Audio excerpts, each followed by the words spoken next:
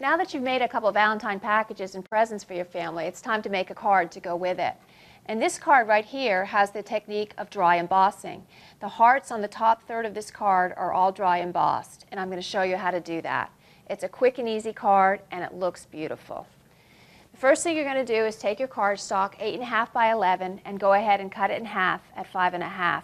Most cards are 5.5 by 4.25. That is a standard size card. And for most of these demonstrations, we'll be using that size. But I also like to make cards that are 3 by 3, 6 by 6, and give you a little variation of which way the card opens.